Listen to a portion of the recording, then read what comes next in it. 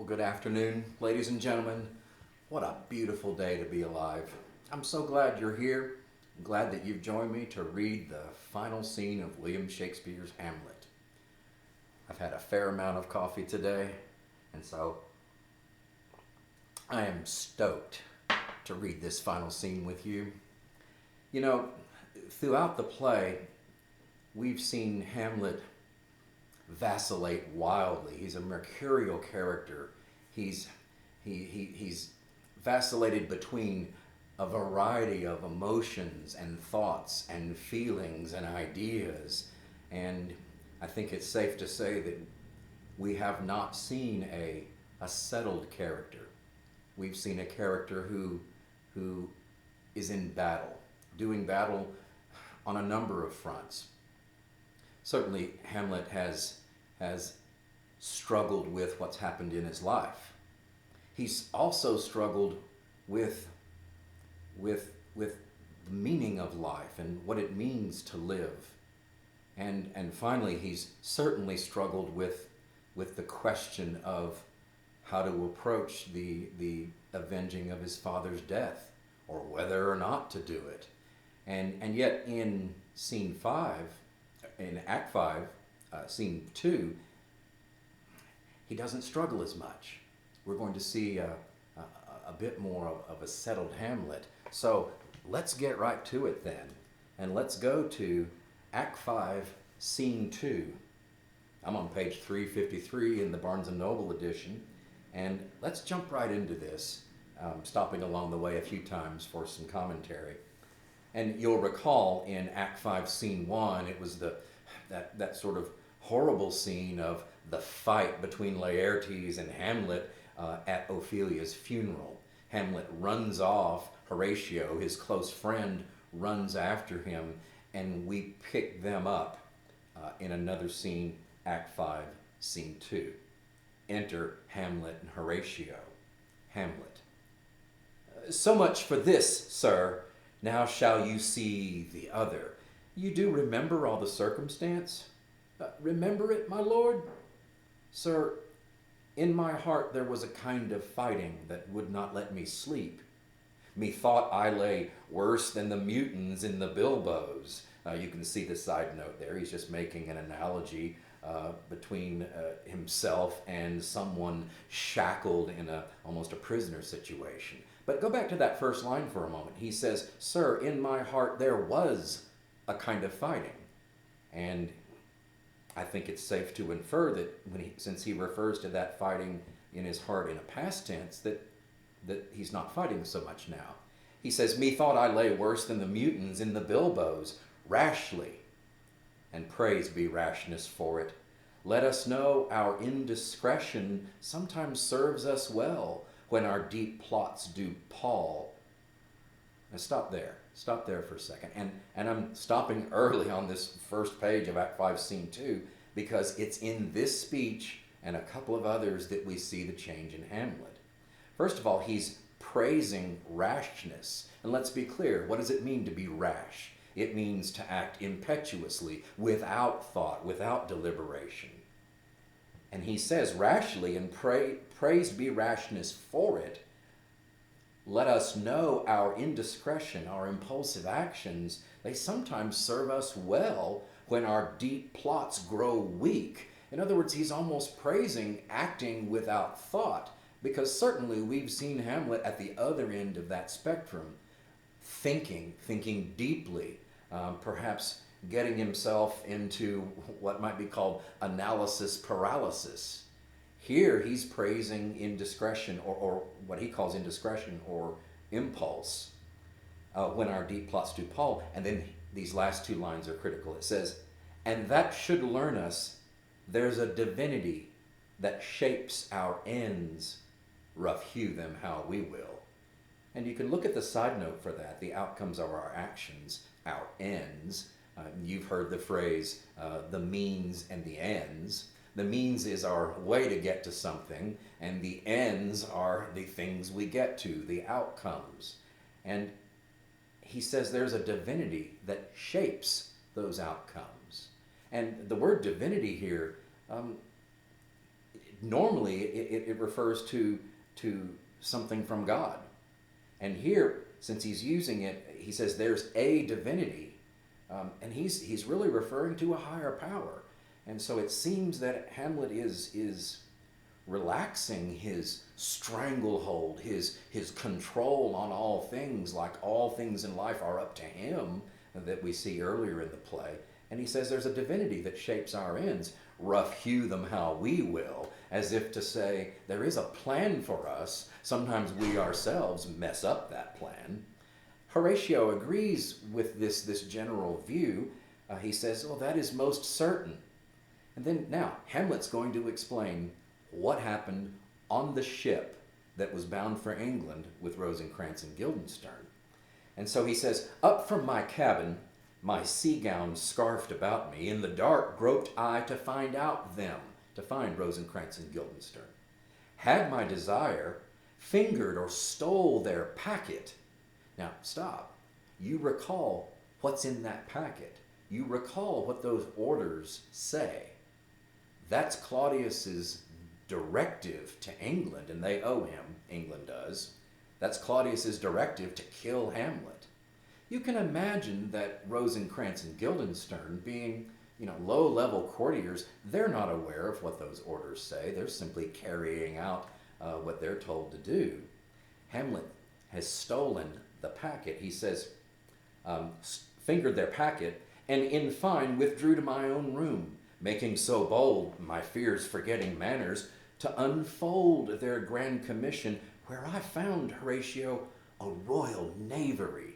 And knavery here is a word that means double dealing, wrongdoing.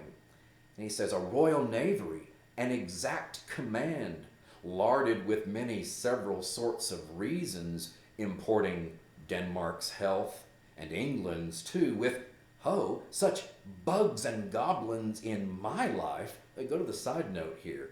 Such imaginary dangers that would befall should I remain alive. Oh, okay, now we're getting the meaning of the commission. And it says that on the reading of this commission, no leisure bated, in other words, no delay allowed, no, not to stay the grinding of the axe, my head should be struck off. Horatio, shocked. Is't possible? Here is the commission. Read it at more leisure. But wilt thou hear it how I did proceed? I beseech you. Being thus benetted round with villains, or before I could make a prologue to my brains, they had begun the play. And that's a figure of speech certainly befitting of William Shakespeare. What does Shakespeare know better than anything else? He knows drama, he knows theater. And his metaphors are often reflective of theater. In this case, read the side note, it says, before I could give it much thought, my brains had come up with a plan of action. Or more literally, before I could deliver the opening prologue, which is that little thing that happens before a play starts, my brains had begun to perform the play. In other words, did he sit around and ponder what he was going to do? No. It says, or I could make a prologue to my brains, they had begun the play. I sat me down, devised a new commission, wrote it fair, wrote it clearly. I once did hold it, as our statists do, a baseness to write fair, and labored much how to forget that learning. But, sir, now it did me yeoman's service. Wilt thou know the effect of what I wrote? Aye, good my lord. I wrote an earnest conjuration from the king. As England was his faithful tributary, as love between them like the palm might flourish, as peace should still her wheatened garland wear, and stand a comma tween their amities, and many such like as is of great charge, that on the view and knowing of these contents, without debatement further, more or less, he should those bearers put to sudden death, no shriving time allowed. You see what's happened. Hamlet stole King Claudius's orders to have him murdered, and he changed it to have Rosencrantz and Guildenstern murdered. No shriving time allowed. And you can see the side note for that, no opportunity for final confession. similar to the way that his father was killed. And Horatio, he's curious. He says, "How was this sealed?" And he says, "Why, even that was heaven ordinate. I had my father's signet in my purse, and it's a small seal like a part of a ring in my purse, which was the model of that Danish seal. I folded the writ up in the form of the other, subscribed it, gave it the impression, placed it safely, the changeling never known. Now the next day was our sea fight, and what to this was sequent thou knowest already." Because you recall the previous note to Horatio that says, "Hey, we got in a fight with some pirates. I ended up on their ship. That's how I got back." And so he's come up to that point in his story. And Horatio's curious. He says, "So Guildenstern and Rosencrantz go to it?" Hamlet says, "They are not near my conscience. Their defeat does by their own meddling or insinuation grow." Wow. This may be Hamlet at his worst. He's washing his hands of Rosencrantz and Guildenstern and sort of blaming their final outcome on their own meddling. It's similar to his thoughts about Polonius shortly after he kills him in his mother's room. And it's tough. It's tough here. Yes. Have they been meddling on behalf of Claudius? Yes. Are they exactly aware of their own meddling, or are they merely pawns who are being used? And I think it's more the latter. And so this is a tough thing for Hamlet to do. He even says, "'Tis dangerous when the baser nature comes between the pass and fell insensate points of mighty opposites." And read the side note with me here. It says, "It is dangerous when inferior beings come between the deadly thrusts of the swords of powerful adversaries." And yes, I mean, it's true that it's probably not safe to step into the middle of a fight between two powerful people, but here he seems particularly insensitive to what's happened to Rosencrantz and Guildenstern. Horatio is shocked that Claudius would go to the length to have Hamlet murdered or killed, and so Horatio says, "Why, what a king is this?" Hamlet, "Does it not, think thee, stand me now upon," side note, "become my duty? Does it not, think thee, stand me now upon, he that hath killed my king and whored my mother, popped in between the election and my hopes?" And stop there. That's the first time in the play that we've heard anything about Hamlet desiring to be king or desiring the throne, and the fact that Claudius seemed to quickly step in between Hamlet and what may have rightly been his.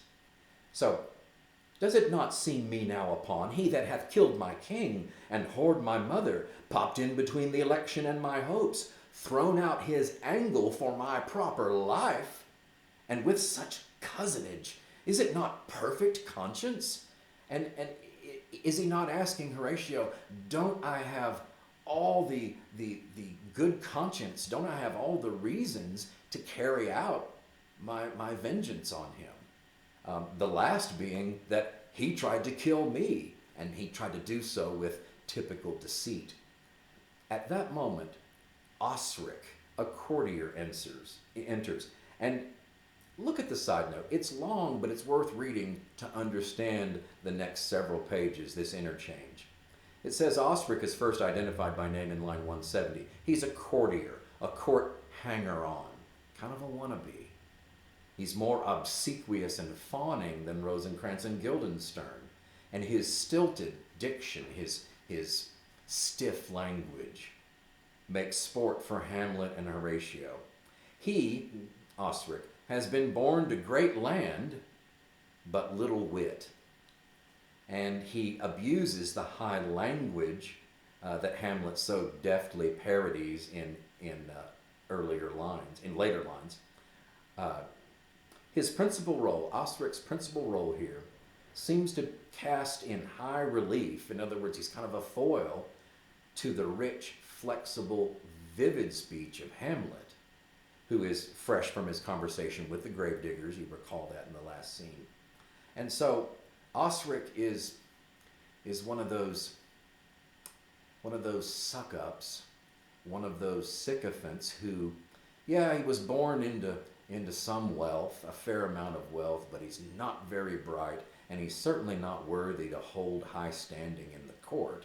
And Hamlet finds he's greatly disdainful of people like that, and so he's going to toy with Osric, and so here we go. Your lordship is right welcome back to Denmark. Well, I humbly thank you, sir. Dost thou know this water-fly? No, my good lord. Well, thy state is the more gracious. In other words, you're better off not knowing him, for 'tis a vice to know him. He hath much land and fertile. Let a beast be lord of beasts, and his crib shall stand at the king's mess. And in typical Hamlet fashion, we've got to read that figure of speech. It says, if an animal owned great amounts of property, his trough, his crib, would find a place near the king's table. And then he says, 'tis a chuff.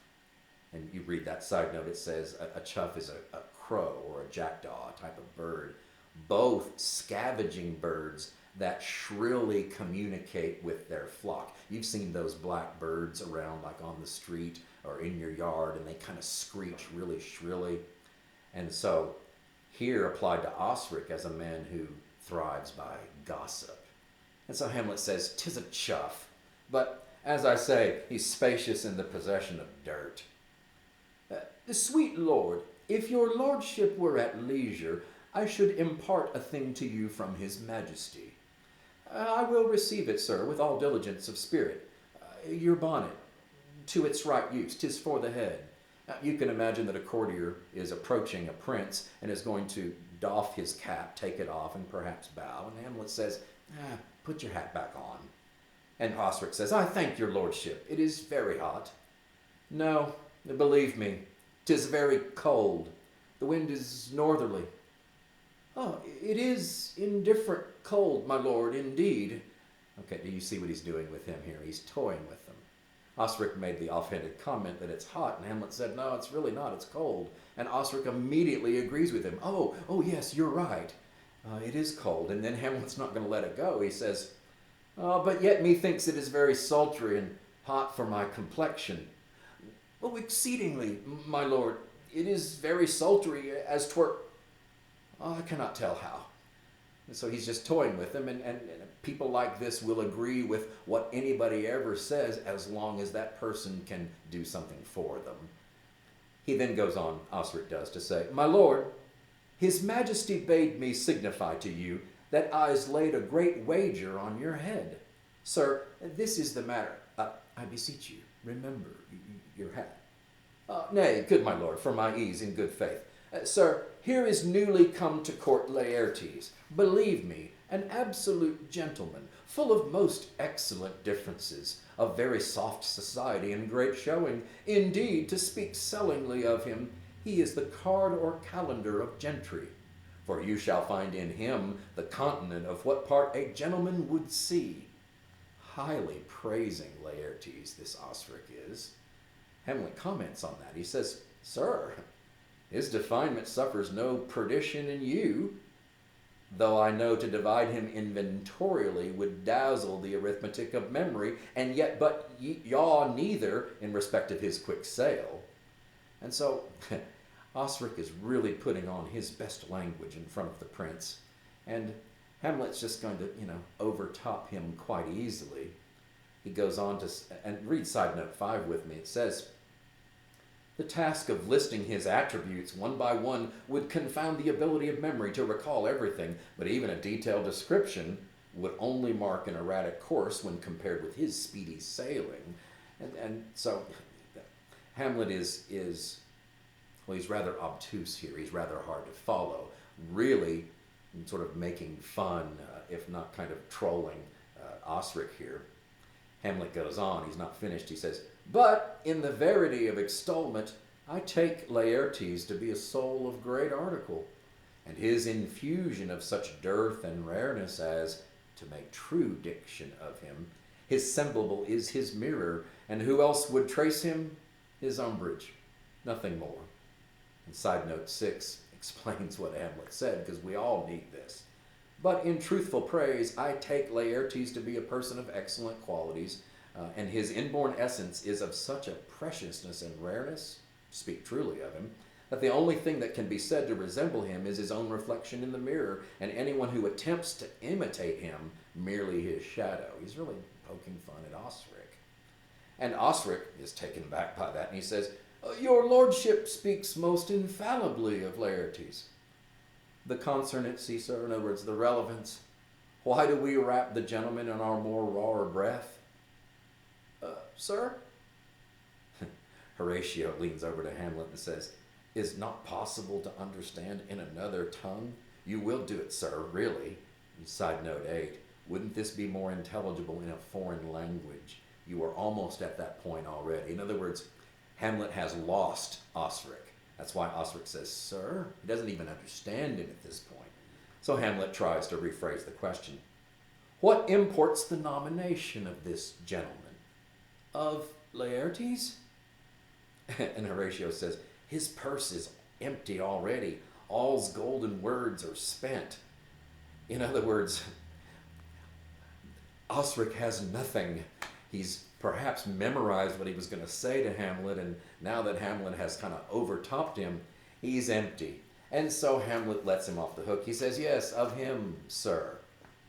Well, I know you are not ignorant. Oh, I would you did, yet in faith, if you did, it would not much approve me.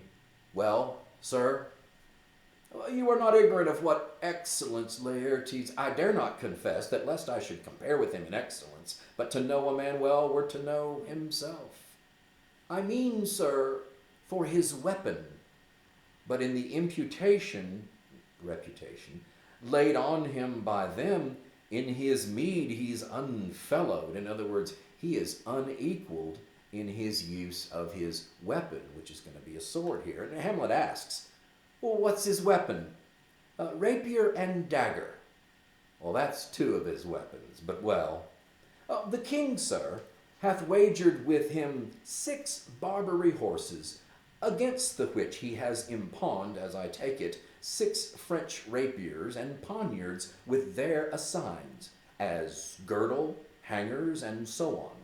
3 of the carriages, in faith, are very dear to fancy, very responsive to the hilts, most delicate carriages, and a very liberal conceit.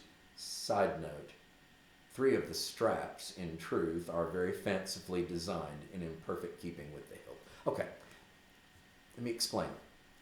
He is explaining to Hamlet the wager, the bet that Claudius has made on the duel with Laertes. And he's made it against the French, okay? And so Claudius has put up 6 Barbary horses, and frankly, I don't know what a Barbary horse is. I can infer that it's quite a special horse. And the French have put up on their side some swords, some rapiers, and all the cool stuff that comes along with swords, including the belt and the sheath or the scabbard, things like that. And Hamlet's going to quibble with Osric's language here. He says, what call you the carriages? And Horatio says, I knew you must be edified by the margin ere you had done. The carriages, sir, are the hangers. Well, the phrase would be more germane to the matter if we would carry cannon by our sides. I would it might be hangers till then, okay? But anyway, 6 Barbary horses against 6 French swords, their accessories, and 3 liberal conceited carriages.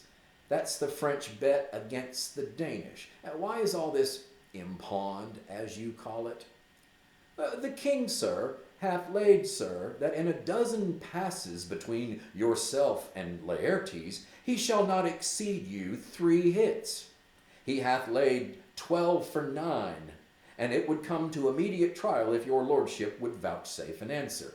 Now, look, I'm not a big gambler, but I do know that when bets are placed on, say, sporting events, the bets are not usually for who's going to win or lose the event as much as the bets are going to be about the spread or the margin, and so maybe you bet that the Cowboys are only going to win by 3.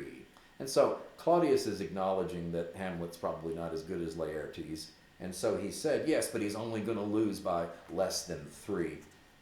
And Osric is looking for an answer, as if to say, are you game for this? Hamlet says, how if I answer no? And Osric says, I mean, my lord, the opposition of your person in trial. Sir, I will walk here in the hall. If it please his majesty, it is the breathing time of day with me. Let the foils be brought, the gentleman willing, and the king hold his purpose. I will win for him, and I can. If not, I will gain nothing but my shame and the odd hits. Side note, whatever hits I happen to achieve. Okay. And so, yeah, Hamlet's willing to do this duel. He's like, I was going to exercise anyway. Sure, let's do this. Osric says, shall I deliver you so? To this effect, sir, after what flourish your nature will. I commend my duty to your lordship. And Osric exits. Now, they're going to make fun of him on his way out. Hamlet says, yours. He does well to commend it himself. There are no tongues else for's turn. And Horatio jokingly says, yeah, this lapwing runs away with a shell on his head. And look at side note 1. It says, it was a proverbial expression for naive foolishness. The chicks of the lapwing were believed to run around with their eggshells still on their heads, like, where's my mommy? Where's my mommy? And so he's just making fun of him. He looks like a lapwing's chick. Hamlet jumps on that and he says, he did so, sir, with his dug before I sucked it. And so the side note there, he behaved this way with his mother's breast before he nursed. Where's my mommy? Where's my mommy? Okay, they're making fun of Osric and people like him. In fact, Hamlet comments on people like him. He says, thus has he, Osric, and many more of the same breed that I know our drossy age dotes on, thus has he only got the tune of the time. Side note, the fashionable jargon. In other words, he only has buzzwords. He only hears words and says them and impresses people. He says, out of an habit of encounter, a kind of yeasty collection which carries people like him through and through the most profane and winnowed opinions, and do but blow them to their trial, people like that, their bubbles blow out. And right then another lord enters and says, my lord, his majesty commended him to you by young Osric, who brings back to him that you attend him in the hall. He sends to know if your pleasure hold to play with Laertes, or that you will take longer time. Hamlet says, no, I'm constant in my purposes. They follow the king's pleasure. If his fitness speaks, mine is ready, now or whensoever, provided I be so able as now. The king and queen are all are coming down.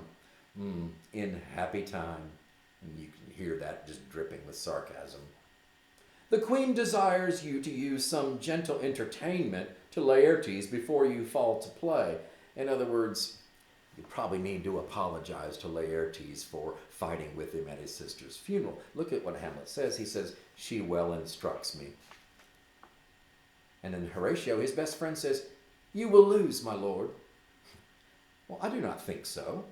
Since he, Laertes, went into France, I have been in continual practice. I shall win at the odds. And then his mood changes here.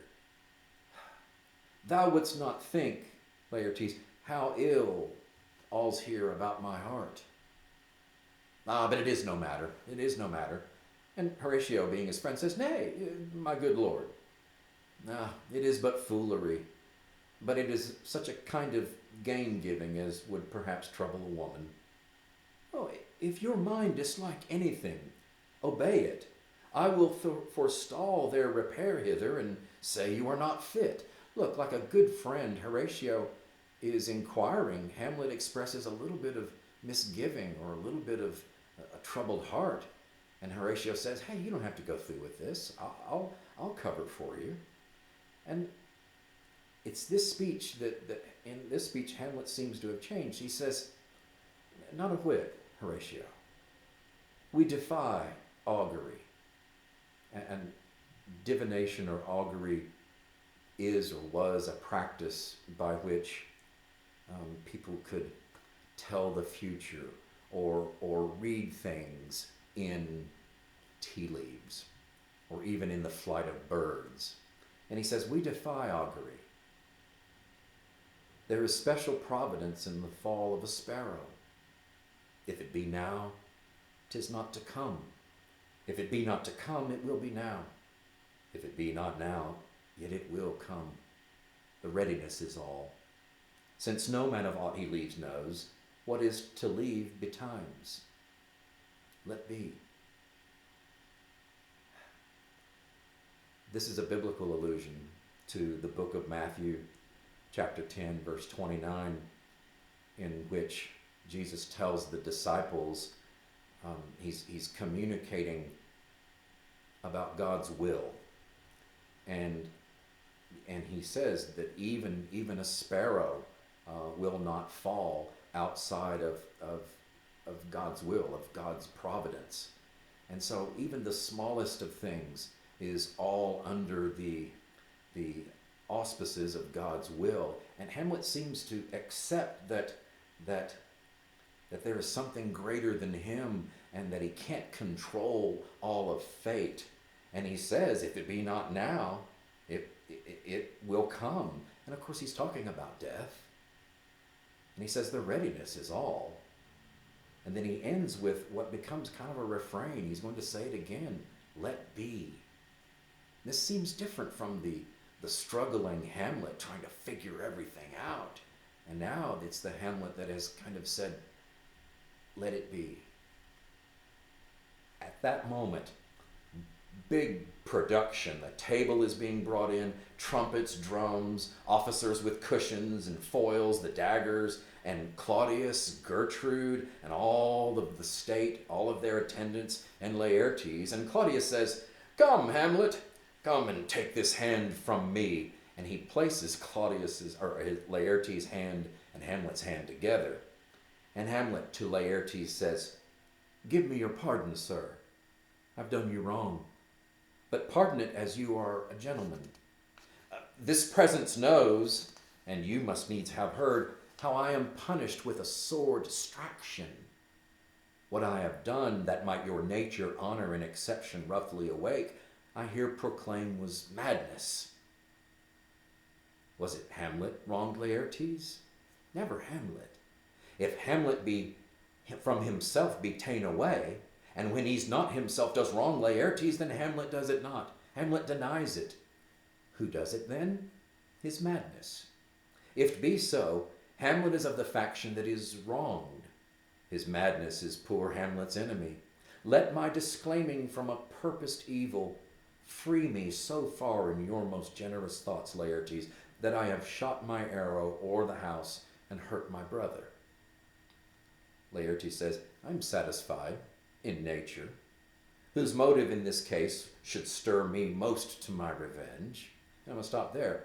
He's saying, yeah, okay, I accept your apology on a personal level, but, okay, then he says, but in my terms of honor I stand aloof, and will no reconcilement till by some elder masters of known honor I have a voice and precedent of peace to keep my name ungored. But all that time I do receive your offer like offered love like love, and will not wrong it. This pleases Hamlet. He says, I embrace it freely, and will this brother's wager frankly play. Give us the foils. Come, one for me. I'll be your foil. Okay, and Hamlet, in typical Hamlet fashion, it's wordplay. Look at the side note. He tells him, I will be your foil, which was the setting of a jewel, the background against which something shines, though punning on the meaning of rapier. In other words, another word for that thin sword is a foil. He says, I'll be your foil, Laertes. In mine ignorance, your skill shall, like a star in the darkest night, stick fiery off indeed. And Laertes catches Hamlet's slight sarcasm and says, oh, you mock me, sir. He says, no, by this hand. Give them the foils, young Osric. Cousin Hamlet, you know the wager. Very well, my lord, your grace has laid the odds o' the weaker side. Oh, I do not fear it. I have seen you both, but since he is better, we have therefore odds. Laertes is holding his sword. He says, "This is too heavy. Let me see another." Hamlet says, "Oh, this likes me well. These foils have all a length?" "Aye, my good lord."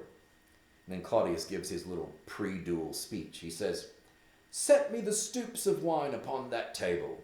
If Hamlet give the first or second hit, or quit in answer of the third exchange, let all the battlements their ordnance fire." You remember the kingly drinking game from way earlier in the play? He's saying if Hamlet wins the first bout, we're gonna fire cannon off. And then he says, "Let all the battlements their ordnance fire.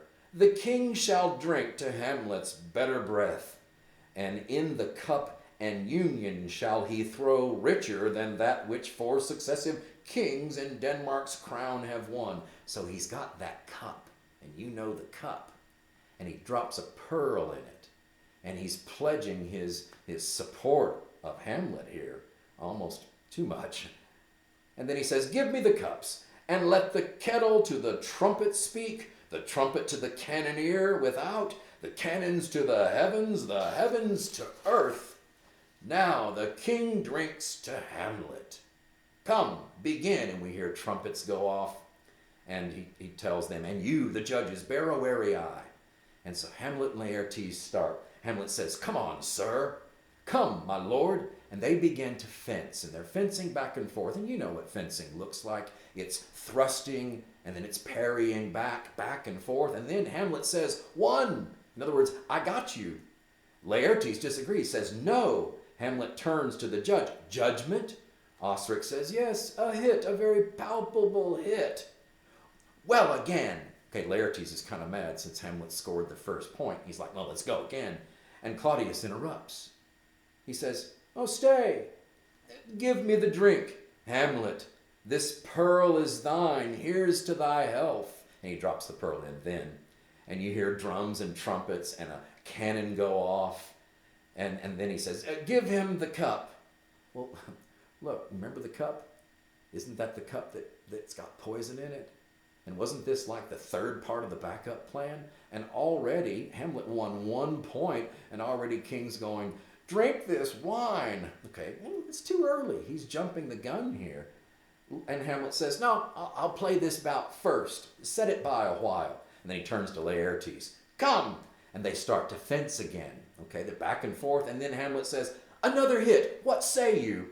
"Oh, I do confessed." And so, look, Hamlet's winning 2-0. Woo! Okay. And Claudius says, "Our son shall win." But Gertrude says, "He's fat," which means sweaty. The Elizabethans thought that sweat was actually melting fat coming out of your pores. Ew. Gertrude says, "He's fat and scant of breath. Here, Hamlet, take my napkin, rub thy brows." And then she picks up the poisoned cup. "The queen carouses or toasts to thy fortune, Hamlet." And he says, "Good madam." Okay, you can imagine Claudius. She's got the poisoned cup. She's toasting Hamlet. And Claudius says, "Gertrude, do not drink." And she looks at him and says, I will, my lord. I pray you pardon me." And as an aside, he says, "It is the poisoned cup. It is too late." And Hamlet says, "No, I dare not drink yet, madam. By and by." And then she says, "Come, let me wipe thy face." And then Laertes, only to Claudius, says, "My lord, I'll hit him now." Because remember, that sword that he's got, it's a sharpened sword, and it's got a little bit of poison on it. He says, "My lord, I'll hit him now." And Claudius says, "I do not think it." In other words, I don't think this is going well. And then Laertes, as an aside, to himself says, "And yet it is almost against my conscience." Think about the Laertes we saw just a couple of scenes earlier that says, "I'll slit his throat in the church." And now he's gaining a conscience. He almost seems more Hamlet-like here than the hot-blooded Laertes. Of course, Hamlet, he's pumped because it's 2-0. He says, "Come for the third, Laertes. You do but dally. I pray you, pass with your best violence. I am sure you're making a wanton of me. And he goes, say you so? Come on. And they start fencing, and they're fencing, and they're fencing. And then at some point, and there's no stage direction here, but at some point they get locked up together, where their swords are together, they're close together. And just like any kind of duel or bout, a referee has to come in and part them. Osric says, nothing either way, and he parts them. Now think about it. If you're a combatant in some kind of contest and you get parted, don't you walk back to your corner, so to speak, turn and start again? As Hamlet's walking back, Laertes says, have at you now. And Laertes cuts him, a cheap shot. And then look at the stage direction at the top of the page. It says, Laertes wounds Hamlet. And then they start fighting, not dueling with swords, they're fist fighting now. And in scuffling, both swords hit the ground and they pick up each other's sword. And then Hamlet wounds Laertes. And Claudius says, oh, part them, they are incensed. And Hamlet's pissed. He says, nay, come again. And right at that point, there's Gertrude over there, she's swooning. Oh. And Osric happens to see it, and he says, look to the queen there, ho! And Horatio announces, they bleed on both sides. How is it, my lord?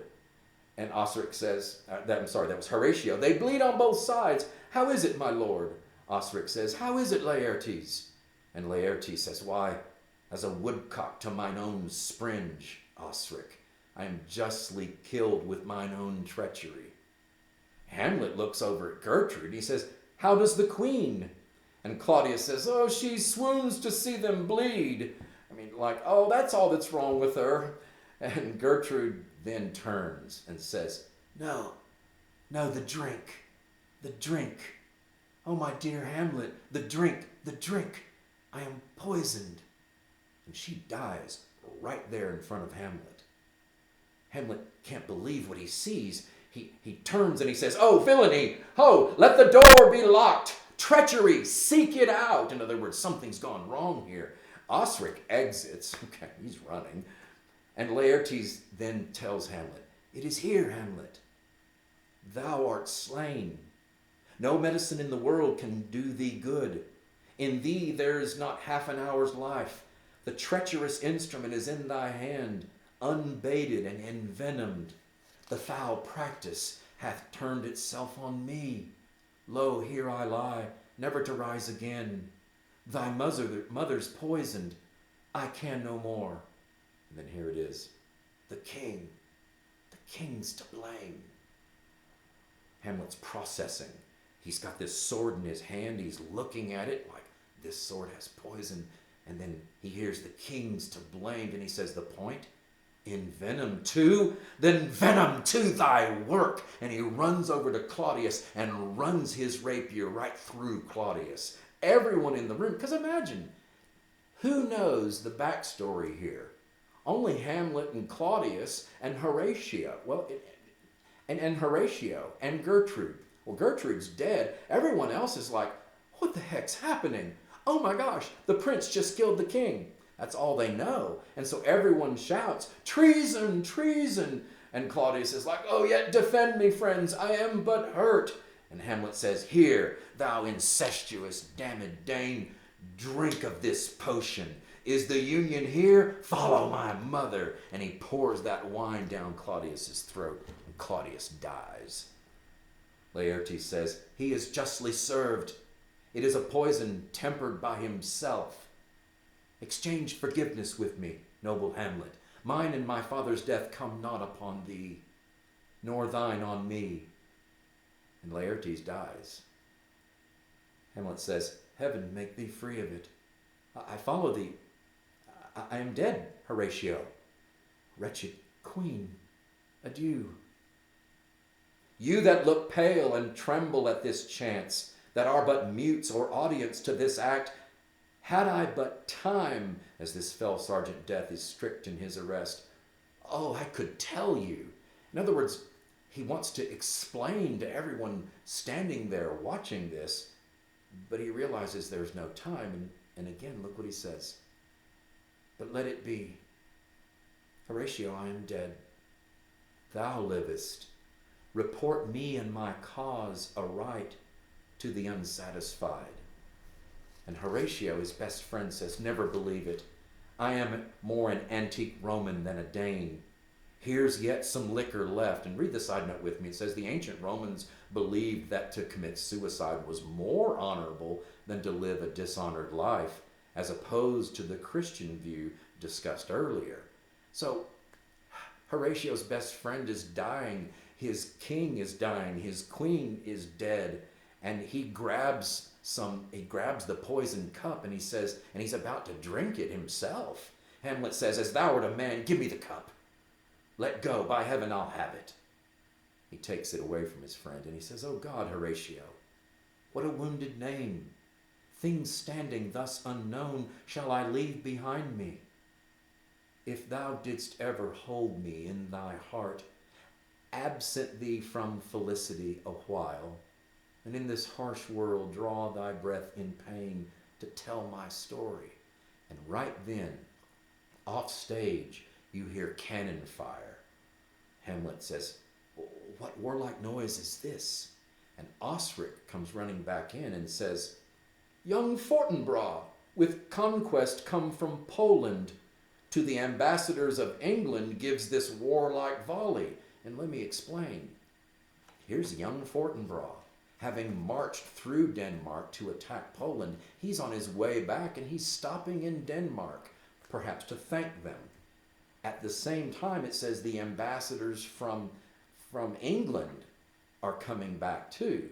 Remember Rosencrantz and Guildenstern? It's not them, but it's other members of the English court to explain that they did what King Claudius asked them to do. So there's two different parties converging on Denmark right at this very moment.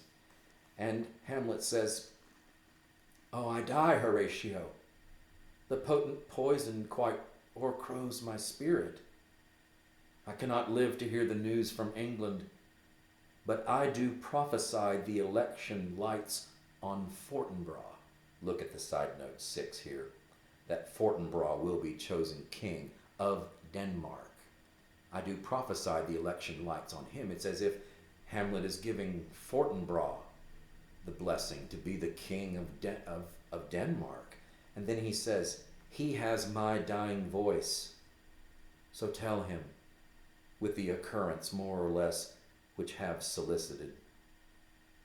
The rest is silence. Hamlet dies. Horatio says, now cracks a noble heart. Good night, sweet prince, and flights of angels sing thee to thy rest. Why does the drum come hither? And enter Fortinbras and the ambassadors from England. And Fortinbras says, where is this sight? What is it you would see?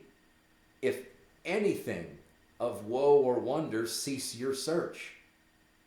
Well, this quarry cries on havoc. Side note, this pile of slaughtered bodies announces that there's been a massacre. You can imagine walking in and seeing this. And Fortinbras continues, he says, O proud death, what feast is toward in thine eternal cell, that thou hast so many princes at a shot so bloodily hast struck?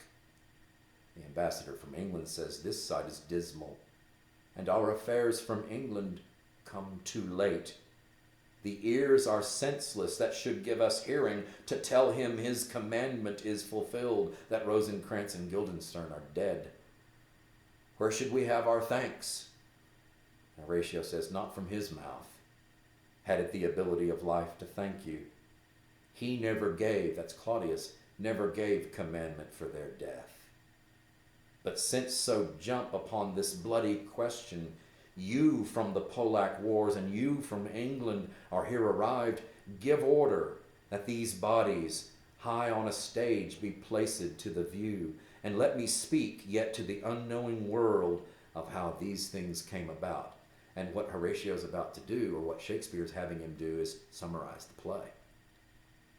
So shall you hear of carnal, bloody, and unnatural acts, of accidental judgments, casual slaughters, of deaths put on by cunning and for no cause, and in this upshot, purposes mistook, fallen on the inventors' heads. All this can I truly deliver.